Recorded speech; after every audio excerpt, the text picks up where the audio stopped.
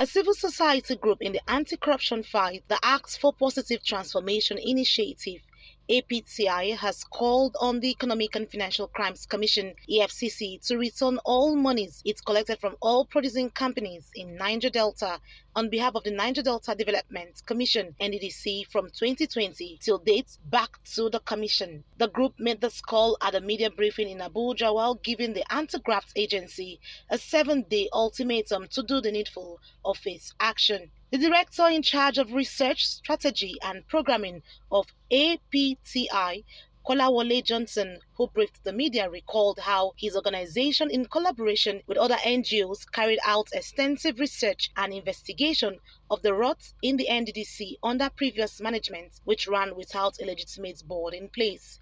Against the backdrop of the enabling law regulating the administration of the Niger Delta Development Commission's funds and assets, the federal government, through the Economic and Financial Crime Commission, has since 2020 engaged in financial illegalities that may be daily shortchanging the Commission and the people of the Niger Delta region.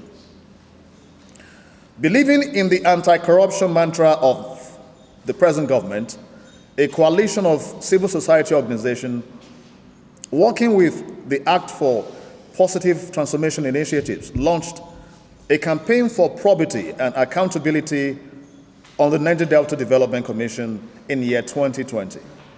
Thus far, the campaign has merely exposed the present administration, if I may say, as one that only pays lip service to the war against corruption, as it has failed to take any deterrent steps despite the volume of evidence presented. Johnson, however, alleges that thus far the campaign has merely exposed the present administration as one that only pays lip service to the war against corruption, as it has failed to take any deterrent steps despite the volume of evidence presented. He added that the act establishing the Niger Delta Development Commission without ambiguity gave the commission the exclusive power to determine how its assets and funds are to be held and regulated. Rather, we have reasons to believe that the government took advantage of the campaign to engage in systemic feasting on the Commission's resources. Please note, feasting and not stealing. The Act establishing the Niger Delta Development Commission, without ambiguity, gave the Commission the exclusive power to determine how its assets and funds are to be held and regulated. Since year 2020, the Economic and Financial Crime Commission has taken over, albeit illegally, the role of collecting 3% of the total annual budget of all producing companies. Note, this is the major revenue source for the Nddc, on behalf of the Nddc, without remitting the same to the Commission. This was done without any legal justification and in flagrant disregard of the Nddc Establishment Act 2000. By this act, the EFCC ambushed the provision of Section 14(2)(b) of the Nddc Act. This act of the EFCC is ultra-vires of the powers of the EFCC provided in the EFCC Act 2004, of which collecting funds allocated by law to another body enacted by law does not apply.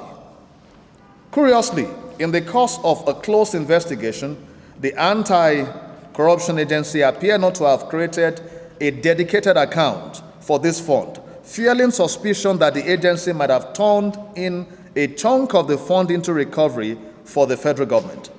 The said fund cannot be classified under recovery and thus cannot be kept under government recovery account. The group argued that the EFCC cannot assume the role of NDDC management under any guise. It is unlawful and illegal.